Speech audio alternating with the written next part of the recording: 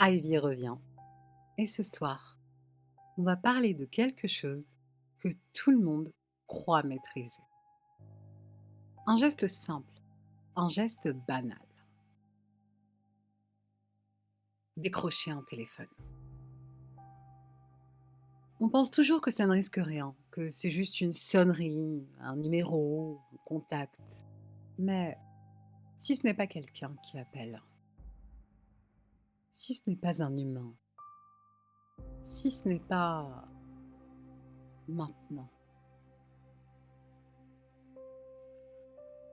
Ces derniers temps, j'ai reçu des mails différents, plus froids, plus pressés, des gens qui ont décroché des appels qui n'auraient jamais dû entendre, des voix impossibles, des numéros qui n'existent pas, des sons qui n'auraient pas dû sortir d'un téléphone.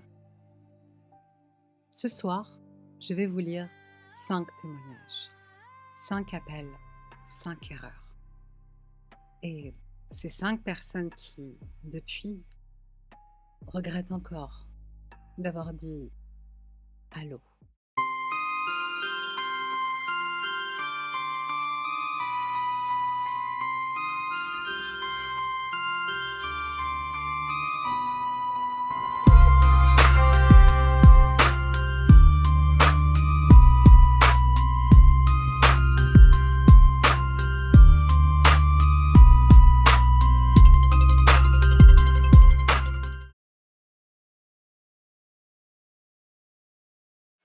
Le premier témoignage vient de Lucas.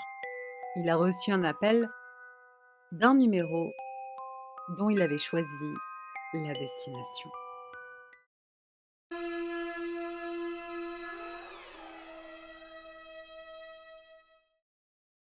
Ivy, je crois que j'ai reçu un appel de moi-même, mais pas du moi actuel, du moi qui n'existe plus. Non, non, non, non, non, pas ça dès la première page. Hier soir, vers 2h40, mon téléphone a sonné. Numéro inconnu, je n'ai pas répondu. Il a résonné, même numéro. J'ai finalement décroché. Et ce que j'ai entendu, je ne peux pas l'expliquer autrement. C'était ma voix, ma respiration et un bruit sourd. Comme de la terre qu'on tasse. Des bruits de terre dans un appel. Ça, c'est mauvais. Très mauvais. La voix répétée 3 fois. Pourquoi t'es encore vivant? C'était moi, ma tonalité, ma manière de parler quand je suis fatiguée. Je croyais à un deepfake, à un montage, jusqu'au moment où la voix a commencé à suffoquer, comme si elle manquait d'air, comme si elle était enterrée. À la fin, elle a dit « Tu n'aurais pas dû changer de destin ». Puis la ligne s'est coupée. J'ai fait une recherche inversée du numéro. Ivy, le numéro correspond à une ligne téléphonique résiliée. Résiliée en 2017, l'année où j'ai failli mourir dans un accident. L'année où, d'après les secours, je n'aurais pas dû survivre. Depuis cet appel, mon téléphone sonne à 2h40 pile. Je ne décroche plus, mais aujourd'hui j'ai eu un message vocal. 6 secondes. On entend la même respiration. Et à la fin, on entend quelqu'un taper contre un cercueil. Un cercueil en bois.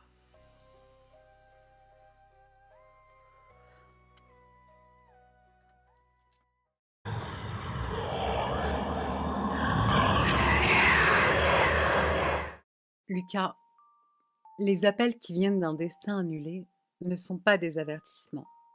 Ce sont des réclamations. Tu n'es pas mort le jour où tu aurais dû.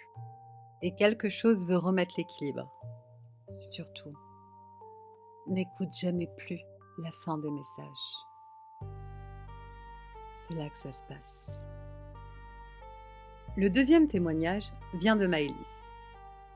Elle a décroché un appel qui venait d'une personne qu'elle n'était pas encore.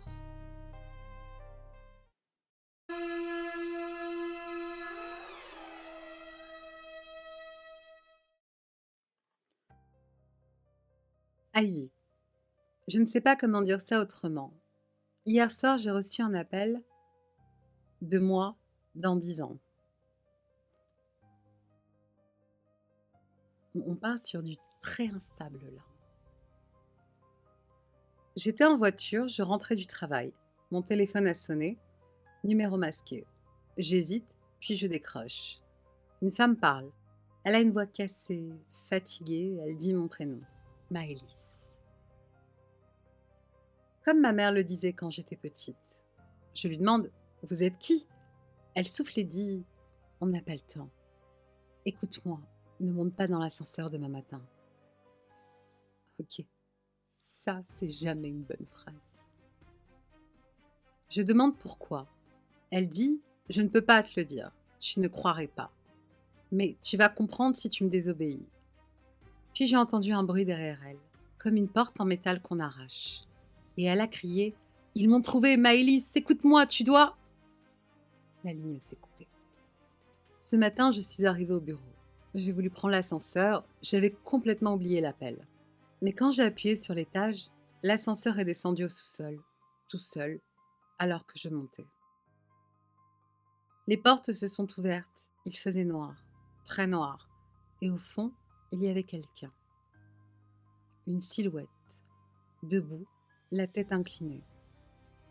J'ai senti qu'elle me regardait. J'ai couru par les escaliers.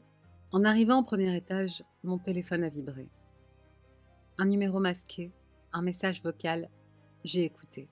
C'était la même voix que la veille, la mienne, et elle murmurait: Merci de m'avoir écouté cette fois.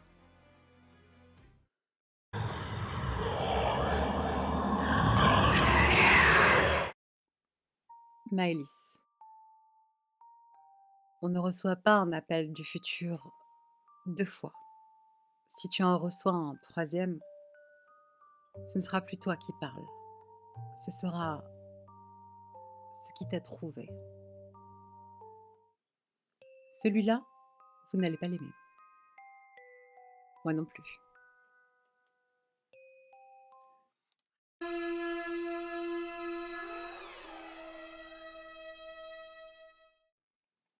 Ivy. Ma sœur est morte il y a 8 mois. Elle a été enterrée avec son téléphone, c'était son souhait. Hier, il m'a appelé.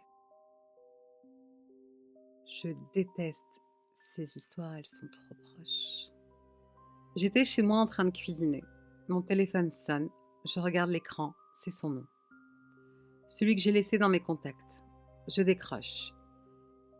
Il y a un grésillement horrible, comme si le son venait de très loin, sous la terre. Puis j'entends. Ma sœur respirait. Pas vivante, pas normale, juste comme quelqu'un qui essaye de respirer sans air. Puis elle murmure: Il y a quelqu'un avec moi. J'ai crié, j'ai demandé où. Elle a murmuré: Derrière toi. Ivy. Quand je me suis retournée, il n'y avait rien. Mais je n'étais plus seule. Je le sentais. Comme un poids derrière ma nuque. Une présence qui attendait.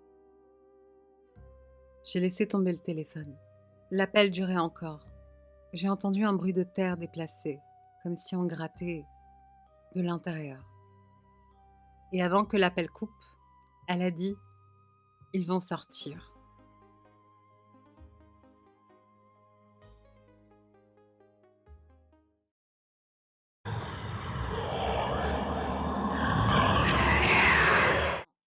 Damien, ta sœur n'a pas appelé pour parler. Elle a appelé pour prévenir: ce qui est dans sa tombe, ce n'est plus elle. Et ça essaye déjà de sortir. Tu devras décider si tu veux être là quand ça arrivera. Ou loin. Très.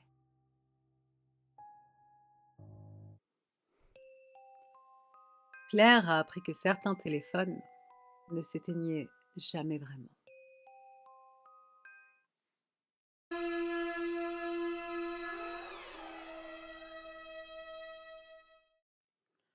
Ivy. Hier soir, mon téléphone s'est mis à sonner. Sauf que il était éteint. Je veux dire, batterie à 0%, totalement mort, et pourtant, il sonnait.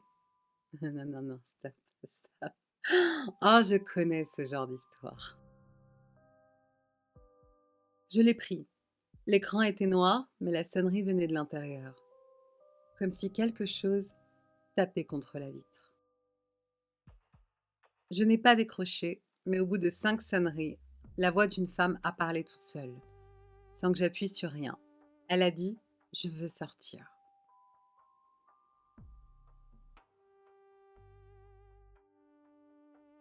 Puis l'écran s'est allumé, brièvement. 0%, puis noir. Cette nuit, il a ressonné. Et cette fois, j'ai entendu une main tapoter de l'autre côté de l'écran, comme si quelqu'un était coincé dedans.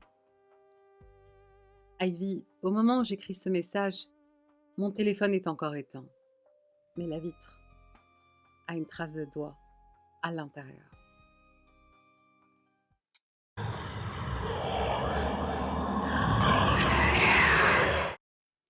Claire, ce ne sont pas des appels, ce sont des tentatives.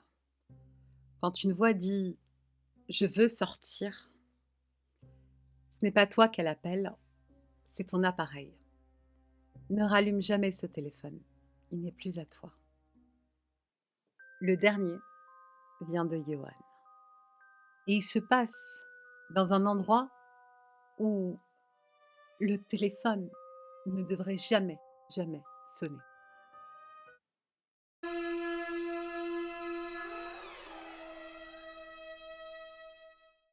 Ivy, je suis brancardier. Et aujourd'hui, un corps a reçu un appel. Il était 4 heures du matin. Ambiance glacée, silence total. Un des corps sur la table avait un téléphone dans un sac scellé. Procédure classique. Parfois, la police le laisse avec. Sauf que le téléphone s'est mis à vibrer. J'ai cru halluciner. Je regarde l'écran, maison. Le mort recevait un appel de chez lui. On n'a pas le droit, mais j'ai décroché. Une femme parlait. Elle disait: «Chérie, pourquoi tu ne réponds pas? Tu es rentrée trop tard, je t'attends en bas.» Sauf que la femme du défunt était morte aussi, il y a 6 mois. J'ai raccroché. Le téléphone a vibré encore et encore, jusqu'à ce que le corps ouvre la bouche et laisse sortir un souffle, comme quelqu'un qui soupire de soulagement.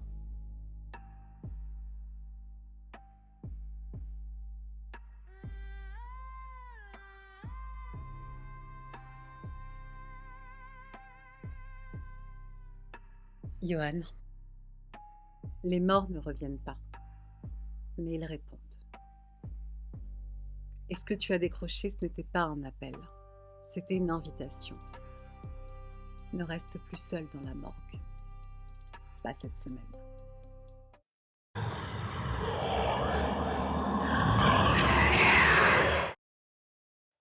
Voilà 5 appels, 5 erreurs, 5 personnes qui auraient dû laisser sonner.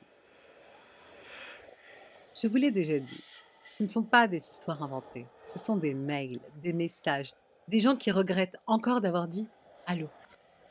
Si vous aussi, vous avez décroché un appel que vous n'auriez jamais dû entendre, envoyez-le moi, je saurai quoi en faire. Ivy, une amie qui vous veut du bien, normalement.